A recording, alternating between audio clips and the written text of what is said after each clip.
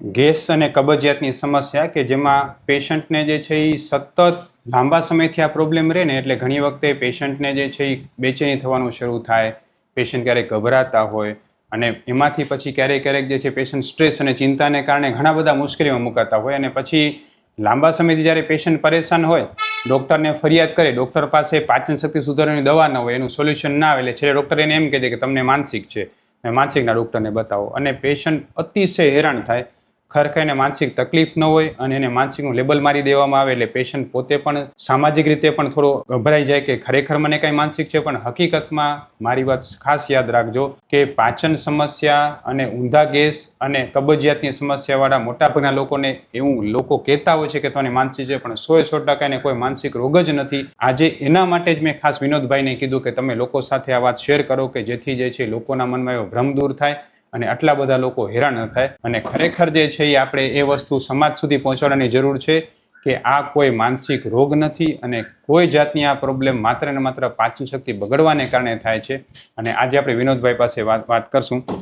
જય શ્રી કૃષ્ણ વિનોદભાઈ. જય શ્રી કૃષ્ણ સાહેબ. વિનોદભાઈ, તમને શું સમસ્યા હશે કહેતો જરા? મને અપચો ને ગભરામણ થાય ને પેટમાં પાચન થતું નહીં બિલકુલ. બરાબર. ને લગભગ 2013 થી કરીને લગભગ અત્યારે 3 મહિના થયા. 3 મહિનામાં જેટલું મને તમારી પાસે રિઝલ્ટ મળ્યું ને કોઈ ડોક્ટર રિઝલ્ટ નથી મળ્યું. કોઈ ડોક્ટર એમ નથી કીધું કે તમને આ બીમારી છે. બરાબર. કે દવા દીધી ને કહી દે કે માનસિક થઈ ગયું છે, તમે મનમાંથી કાઢી નાખો આ વસ્તુને તો તમે બરોબર થઈ જાશો. કેટલા વર્ષથી પરેશાન હતા તમે? 2013 થી દવાઓ લઉં છું. રાજકોટ સુધી દવાઓ લીધેલી છે મારી. બરાબર. કેટલા અલગ અલગ ડોક્ટરને બતાવ્યું હતું તમે? 6-7 ડોક્ટર થઈ ગયા છે. તેમાં સર્જન ડોક્ટર મોટા સ્પેશિયાલિસ્ટ, પછી પેટના ડોક્ટર, બધા કોઈ ડોક્ટર એમ ન કીધું કે તમને આ બીમારી છે ને આનાથી મટી જશે. કયા રિપોર્ટ કરાવ્યા છે હજી સુધી? એન્ડોસ્કોપી કરાવી લીધી, એક્સરે કરાવી, સીટી સ્કેન કરાવ્યું, બધું કરાવી લીધું, પણ કોઈ બીમારીની કોઈ આવી જ નહીં અંદર. શું થતું તમને કહેશો જરા? પેટમાં આફરો રહેતો, ગેસ અવળો ચડે એટલે ગભરામણ થતી, જાણે એમ જ થાય કે અટેક આવી ગયું અત્યારે જ. પસીનો વળવા માંડે એવું થઈ જતું. બરાબર. અને પેટ સાફ કેવું રહેતું? પેટ સાફ બિલકુલ આફરો, એમ ને આફરો એક જ વસ્તુ. ગમે એટલી ભારે ગોળી લ્યો તો આફરો જ રહેતો. બરાબર. ભારે સિરપ લ્યો તો તમને શું થાય? આંટી આવે પણ પેટ સાફ ન થાય એમ ને? પેટ નહોતું થતું સાફ. બરાબર. ને સવારમાં આંટી આવે જ નહીં. સંડાસની આંટી કેવી થાય તો હું લગભગ 2013 થી ભૂલી જ ગયો હતો. અહેસાસ ન થાય કે પેટ સાફ માં જવું. જમા થતું આવે, મળ બધું જમા થતું આવે, બહાર પાસ થતું નહોતું. બરાબર છે. પછી તમે મારી પાસે આવ્યા ત્યારે નીચેથી ગેસ પાસ ન થતો, ગભરામણ થતી, એમાં શું લાગે? બિલકુલ શાંતિ થઈ ગઈ અત્યારે એકદમ. હવે તમે મને એ કહો કે જે તમે અલગ અલગ 4, 5, 6, 7 અલગ અલગ ડોક્ટરને બતાવ્યું, કયા ગામમાં અલગ અલગ ડોક્ટરને બતાવ્યું તમે? રાજકોટ, અમદાવાદ? રાજકોટ ગયા આવ્યો, પછી ગાંધીધામમાં જઈ આવ્યો તો મોટા ડોક્ટર, પછી ભુજમાં, પછી માનુકામાં ડોક્ટર છે, માંડવીમાં છે. 3 ડોક્ટર તો માંડવીમાં બતાવ્યા. પછી એ નિદાન શું કરતા તમારું? કઈ કહેતા તમને? કાંઈ નહીં, ઇન્જેક્શન આપીને ગેસ ચડે, અવળો ચડે, ઇન્જેક્શન આપીને રિલેક્સ થઈએ થોડીક વાર, પૂરું. બરાબર. કોર્સ લઈ ને ખાઈ એટલી વાર શાંતિ, બાકી કોર્સ બંધ થયો એટલે બીજા દિવસેથી જ પ્રોબ્લેમ ચાલુ. કેટલી ગોળી રોજની ખાવી પડતી તમને? 4-5 ગોળી થઈ જતી સાહેબ. અને પછી ઓલું પેટ સાફનું સિરપ પીવું અલગ? સિરપ પીવાનું અલગ. 5-5 ગોળી ખાતો હું. પેટ સાફ કરવાની ડાયજેક્ટ ફાસ્ટ કરીને ગોળી આવે છે કાળી, એ 5-5 ગોળી ખાતો ત્યારે મને આંટી ઉપડતી અને છતાં સાફ ન થાય. અને પછી ડોક્ટર પાસે જતા તો એ પછી છેલ્લે તમને એમ કીધું કે તમે વિચાર કાઢી નાખો, માનસિક છે, તમને માનસિક થઈ ગયું છે. ઘરના પણ મને કહેવા માંડ્યા કે તમને માનસિક જ થઈ ગયું છે. બરાબર છે. અને આ બધી સમસ્યા જેટલા સમયથી હતી, તમે અલગ અલગ ડોક્ટરને મળતા તો લગભગ કેટલો ખર્ચો કરી નાખ્યો છે તમે? આશરે 3-4 લાખ રૂપિયાની આડે ગાળે આરામથી પહોંચી ગઈ. ઉપર હશે પણ નીચા નહીં હોય. બરાબર. અને છતાંય રિઝલ્ટ કાંઈ નહીં. તો પછી આવડી બધી સમસ્યા થતી, એના લીધે તો 2 વાર તો હર્ષના ઓપરેશન કરાવી નાખ્યા. ઓહો. 1 વાર તો હાલો મસા હતા, બીજી વાર કરાવી દે મસાય નહોતા. શું હતી પ્રોબ્લેમ એ ડોક્ટરે નક્કી દે ઓપરેશન કરી નાખ્યું. પાછું એને પછી કે સંડાસની જગ્યા સાંકળી જાય. 3જી વાર ઓપરેશન હું રાજકોટ કરાવવા ગયો તો રાજકોટ વાળાએ ચેક કરીને કીધું કે ઓપરેશન કરવા જેવું નથી. બરાબર. અને પછી તમે આ આવડા બધો ખર્ચો કર્યો તો રિઝલ્ટ કાંઈ ના ના, કાંઈ નહીં. તો આપણી હોસ્પિટલની જાણ તમને કઈ રીતે થઈ? આપને ફેસબુક, સોશિયલ મીડિયા દ્વારા. બરાબર. તો ફેસબુકમાં મારી વાઈફે જોયા વિડીયા, એને મને મોકલ્યા. પછી એ રીતે તમે જે વિડીયો જોતા એમાં જે અલગ અલગ પ્રોબ્લેમ હતા, માણસોને જેમ સારું થતું, તમને અત્યારે એટલું જ સારું થયું? એકદમ. બરાબર. તમે મારા માટે અત્યારે ભગવાન છો. એકદમ ઉકાળી દીધો મને બીમારીમાંથી. અત્યારે હું પોતે વેચી રહ્યો તો મારું શું થશે? એટલા બધા. એટલો બધો આમ છાતીમાં ગેસ ચડે ત્યારે એમ જ થાય કે હવે આપણું આજે પૂરું થાય, એવું થઈ જાય. પસીનો વળે, ઝાટકા આવે છાતીમાં, ઓચિતાને દુખવા માંડે છાતી. અને જ્યારે તમે આ બધી અલગ અલગ સમસ્યાઓ થતી તો પછી ક્યારેક અચાનક ડોક્ટર પાસે ભાગવું પડતું હશે ને? રાતના 2:30-3 વાગે મારા ભાઈને લઈને જતા ત્યાં આગળ, ખાલી ત્યાં બાટલો ચડાવે, ઇન્જેક્શન આપે, રિલેક્સ થઈ જાય, વળી પાછા ઘરે પહોંચી આવી. હવે તમે વિચાર કરો કે ખરેખર દર્દીએ કેટલી બધી વ્યથા અનુભવી છે 15 વર્ષ દરમિયાન. ગમે એટલી ભારેમાં ભારે ગોળી ખાય, પેટ સાફ ન થાય, નિદાન વ્યવસ્થિત થાય નહીં. પેશન્ટ જે છે છેલ્લે એવું કહી દે કે તમને માનસિક છે, પણ હકીકતમાં મેં જોયું વિનોદભાઈને કોઈ માનસિક લક્ષણો હતા જ નહીં. એને ગભરામણ થતી એનું મેઇન કારણ તો ગેસ ઉપર ચડે, પેટ સાફ ન થાય તો માણસને ગભરામણ થાય તો શું થાય એમ, બરોબર છે. હવે આપણે શું કર્યું કે એને એક્ઝેક્ટલી પાચન શક્તિ સુધારવાની દવા આપી. વિનોદભાઈ આપણી દવા કેટલા સમય ચાલી?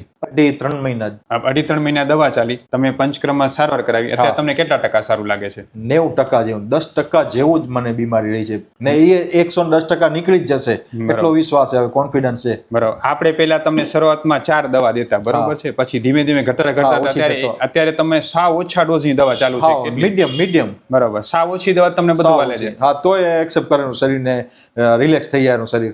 પેટ સાફ નેચરલી થઈ જાય, નેચરલી. બરાબર. ગેસ ઊંધો ચડતો નથી. ના. પછી ઓલી ગભરામણ તો ભૂલી જ ગયા ને? હવે ગભરામણ તો બિલકુલ નથી થતી અત્યારે. બરાબર છે. નકર તો કાનમાં ધબકારા સમજાય એટલી આમ ગભરામણ થાય.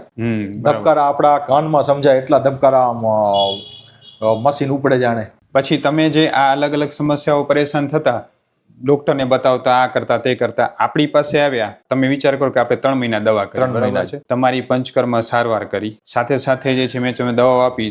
જે તમે આટલા વર્ષથી હેરાન હતા, 4-5 વર્ષથી પરેશાન હતા, અલગ અલગ 4-5 ડોક્ટરો બતાવ્યા હશે, લગભગ તમે 15 વર્ષથી પરેશાન હતા, 15 વર્ષ આરામથી 4-5 ડોક્ટરોને મળ્યા હશો, 3-4 લાખ રૂપિયા ખર્ચો કરી નાખ્યો, રોજની કેટલી ગોળીઓ ખાતા, એન્ડોસ્કોપી, આ તે બધા રિપોર્ટ કરાવ્યા. આપણી દવાથી 3 મહિનામાં રાહત થઈ એવી કોઈ દી ક્યાંય રાહત થઈ નથી થઈ. અને એટલું નિદાન તમને પાકું ક્યાંય મળ્યું છે? નથી મળ્યું. અને એ સમયે તો તમે પણ હેરાન થઈ ગયા છો ને કે હવે મારે કરવું શું એમ, કઈ દિશા ની સૂત્યો ને? દિશા કાંઈ નહોતી સૂતી સાહેબ. અત્યારે લાસ્ટ ટાઈમ તમારી કણ આવ્યો ત્યાં સુધી હવે કેમ થયું કે હવે ડોક્ટર જવું તો કયા ડોક્ટર કણે જવું કે મને આ બીમારી મટાડી શકે એમ. લાસ્ટ ટાઈમ ફેસબુકમાં તમારો વિડીયો જોયા, મારી વાઈફે એ વિડીયો મને મોકલ્યા કે હવે તો અહીંયા હાલવું જ છે કે. બરાબર છે. પછી તમારી કણ આયા ને પહેલા જ 15 દિવસના કોર્સમાં મને રિઝલ્ટ મળી ગયું. પહેલા જ 15 દિવસના. ત્યારે એમ થયું કે હવે બીમારી જશે. ત્યારે થયું કે નિદાન સાચું પકડાઈ ગયું. પકડાઈ ગયું. બરાબર. ને આજે તો એ જ પૂછવા કરીને આવ્યો કે સાહેબ મને પ્રોબ્લેમ શું હતી વસ્તુ નહીં. હું ડોક્ટર વિશાલ પંડ્યા, એક MD આયુર્વેદ ડોક્ટર છું. મેં મારો 10 વર્ષ સુધીનો MD આયુર્વેદનો અભ્યાસ જામનગરની વિશ્વ પ્રસિદ્ધ આયુર્વેદ કોલેજમાંથી કરેલો છે. 2011થી એટલે કે છેલ્લા 13 વર્ષથી હું ગાંધીધામ કચ્છ ખાતે NABH માન્યતા પ્રાપ્ત પંચકર્મા આયુર્વેદ હોસ્પિટલ ચલાવું છું. અમે લોકોએ આયુર્વેદ સારવારથી હજારો દર્દીને સાજા કર્યા છે. તેના વિડીયો રિવ્યૂ અમારા આ જ ફેસબુક, ઇન્સ્ટાગ્રામ કે યુટ્યુબ ચેનલ ઉપર છે, જે જરૂર જોવા અને જાણો કે કેવા કેવા જૂના રોગો કેટલા ઝડપથી સાજા થયા છે. અમે 2 રીતે સારવાર કરતા હોઈએ છીએ. સૌથી પહેલાં તો કચ્છ કે એની આસપાસના દર્દીઓએ હોસ્પિટલમાં રૂબરૂ બતાવવા માટે આવવું, અને બીજું કચ્છથી દૂર રહેતા દર્દીઓ માટે ઘર બેઠા ઓનલાઈન દવા પણ મંગાવી શકે છે. વધુ માહિતી માટે નીચેના નંબર ઉપર હાય લખીને વોટ્સએપ કરો, એટલે તમને ફીસ કેટલી છે, કોર્સ કેટલો કરવો પડશે વગેરે માહિતી વોટ્સએપમાં મોકલી આપશું. ખરેખર જે એમને જે કીધું ને વિનોદભાઈએ, તો વિનોદભાઈને આયુર્વેદના પ્રમાણે ઉદાવર્ત નામનો રોગ હતો કે જેમાં ખરેખર વાયુ ઊંધો ચડે, જેને કારણે બેચેની ગભરામણ જેવું લાગે, પેશન્ટને એવું લાગે કે હમણાં એટેક આવી જશે. ને એમાં સ્પષ્ટ લખ્યું છે કે મનોવિકારાન, એટલે કે જાણે માનસિક રોગી હોય એવું પેશન્ટને લાગવા માંડે. હકીકતમાં મારી વાત ખરેખર યાદ રાખો, આ માનસિક રોગ નથી. માનસિક રોગની દવાઓ ખાઈને જે લોકો હેરાન થાય છે એ લોકોને ખાસ આ વિડીયો મોકલો કે આ માનસિક રોગ જરાય નથી. અને એને કારણે શું થાય છે, સમાજમાં એવા બધા વ્યક્તિઓ ધીમે ધીમે અળગા થતા જાય છે, હેરાન થતા જાય છે, જેને નિદાન નથી મળતું. વિનોદભાઈ એવા જ વ્યક્તિમાંથી હતા કે જેને નિદાન સાચું ન મળ્યું અને એને કારણે એટલા બધા હેરાન થયા. વિનોદભાઈ, તમારા જેવા ઘણા દર્દીઓ અત્યારે તમને સાંભળતા હશે, બરોબર છે, અને આટલા લાંબા સમય તમે પરેશાન હતા, તમારો અનુભવ એ લોકોને કહો ને. હવે આપણી હોસ્પિટલની સારવાર છે, તમે એને શું કહેવા માંગશો? 100% કોઈને તકલીફ હોય, પેટની ગમે બીમારીની તકલીફ હોય, સાહેબની એક વાત મુલાકાત લ્યો, તમને શાંતિ થઈ જશે. મને એકદમ શાંતિ થઈ ગઈ છે મારો અનુભવ હિસાબે. અને તમે જે આટલા બધા હેરાન હેરાન થયા એના વિશે તમે શું કહેશો? કેવા હેરાન થયા તમે પહેલા દવાઓ? ઘણા હેરાન થઈ ગયા. હું ખેતીવાડી કરું છું, મારી 50% ખેતીવાડીની આવક હું દવાખાનામાં નાખી દેતો. બરોબર છે. એટલા રૂપિયા મેં દવાઓમાં અને પાછા કામ ન કરી શકતા, કામ ન કરી શકતો, રૂટીનમાં કામ ન કરી શકતા, કામ ન થાય, આળસ થાય, આફરો જ પડ્યો આખો દિવસ, રિલેક્સ ન લાગે શરીર, આપને એમ થાય કરવું તો કરવું શું આનું. એટલે ખરેખર જે છે એ મારી નમ્ર વિનંતી છે કે આ પ્રકારના કેસીસમાં આપણે ખાસ ધ્યાન રાખી. કોઈ પણ વ્યક્તિને હું ખરેખર કહું છું કે આ માનસિક રોગ નથી ને નથી જ, એટલે હેરાન ન થવું જોઈએ. પ્રોપર આયુર્વેદ સારવાર કરવી જોઈએ. જે સારવાર તમારી પંચકર્મથી થશે એ બીજી કોઈથી નહીં થાય. વિનોદભાઈ, તમે પંચકર્મ માટે આવતા તમને કેટલું સારું રિલેક્સ થતું પંચકર્મથી તરત જ? એકદમ રિલેક્સ, અને શરીરમાં સ્ફૂર્તિ વધતી જતી, વધી આવે. હવે તમે બધા કામ સરળતાથી કરી શકો છો, બધું વ્યવસ્થિત, અને કાંઈ નહીં એમ જે પેલા મનમાં સતત ભાર રહેતો એ રહે છે. કાંઈ નહીં, બીમારી છે જ નહીં, એવી રીતે જ કામ કરવાનું. એટલે ખરેખર જે છે આયુર્વેદની પંચકર્મ સારવાર તમે કોઈ પણ જગ્યાએ કરાવતા હો ને તો ડોક્ટરને 3 પ્રશ્ન ખાસ પૂછો. સૌથી પહેલો પ્રશ્ન એ પૂછો, પંચકર્મ કરાવવાથી કેટલો ઝડપથી રોગ દૂર થશે, મને થાક કે નબળાઈ તો નહીં લાગે ને. ત્રીજું એ પૂછો કે મને શરીરમાં કેટલી સ્ફૂર્તિ લાગશે. નિષ્ણાત ડોક્ટરના માર્ગદર્શન હેઠળ જો પંચકર્મ સારવાર કરવામાં આવે ને તો શરીરમાં 3 ફાયદા થાય. રોગ ઝડપથી દૂર થાય, બીજા નંબરે તમારા શરીરમાં સ્ફૂર્તિ વધે, અને ત્રીજા નંબરે ક્યારેય નબળાઈ ન લાગે. બરોબર છે? એટલે આ ખાસ ધ્યાન રાખો. આટલું વ્યવસ્થિત થતું હોય તો જ તમારું સાચું પંચકર્મ ત્યાં થાય છે, ને તો જ તમને સાચી રીતે પંચકર્મનો ફાયદો મળશે. એટલે નિષ્ણાત ડોક્ટરના માર્ગદર્શન હેઠળ પંચકર્મ કરાવવું ખૂબ જરૂરી છે. વિનોદભાઈ, તમે બીજી બધી જગ્યાએ દવા કરતા તમે મને કહેતા કે દવા મને ગરમ પડે રહી, શું થતું તમને દવામાં ગરમ પડે તો? ખારા ઓડકારા આવે, રિલેક્સ ન લાગે, આપણો એકદમ પેટમાં આફરો થાય પડ્યો, અને ખાટી ઉલટી જેવી અવળો ગેસ ચડે. આપણી દવા ક્યારે ગરમ પડી?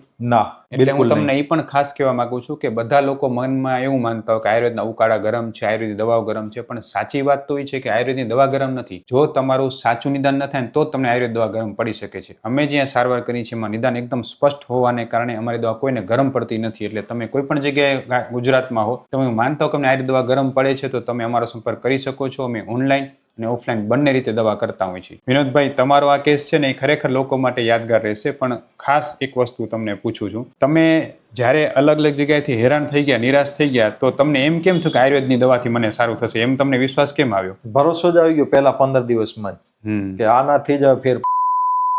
કોઈ જાતની ખબર પડતી નથી કે આ વસ્તુ શું શરીરમાં શું કેવી રીતના આંતરડા વર્કિંગ કરે નથી કરતા, કાંઈ નહીં. દવા દે, ઇન્જેક્શન આપે, કહી દે કે આટલા દિવસે બતાવી જાજો. બરાબર. પછી તમે એને પૂછતા કે મને શું તકલીફ, તો તમને શું કહેતા? કાંઈ નહીં, તમે માનસિક છે તમે કાઢી નાખો, માનસિક જ છે, તમને કાંઈ નથી કે. બરાબર છે. હવે તમે લગભગ 15 વર્ષથી પરેશાન હતા, બરાબર છે? 15 વર્ષ. અને આવડા બધા ડોક્ટરો બદલ્યા તો બધા તમને એમ એવી રીતે કહેતા એમ ને? હા. રિઝલ્ટ કોઈ ડોક્ટરે મને આપ્યું નહોતું કે તમને આ પ્રોબ્લેમ છે ને હું તમને રિપેર કરી નાખીશ. બરાબર. કોઈના કારણે કાંઈ નથી. ને અત્યારે એકદમ પેટ સાફ થઈ જાય છે, એકદમ રિલેક્સ થઈને જીવું છું આરામથી. હવે તમને કોઈ ફેમિલી વાળા એમ નથી કહેતા તમને? ના.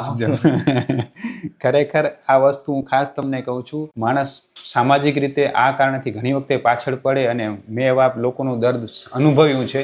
એટલે હું કહું છું કે આ વસ્તુ માનસિક નથી ને નથી જ. ખૂબ ખૂબ ધન્યવાદ વિનોદભાઈ. તમારો આ વિડીયો છે લોકો માટે પ્રેરણારૂપ થશે તો હું એને ઇન્સ્ટાગ્રામ, ફેસબુક કે યુટ્યુબમાં મૂકી શકું? હા, મૂકી દો. ખૂબ ખૂબ ધન્યવાદ. જય શ્રી કૃષ્ણ ભાઈ. જય શ્રી કૃષ્ણ.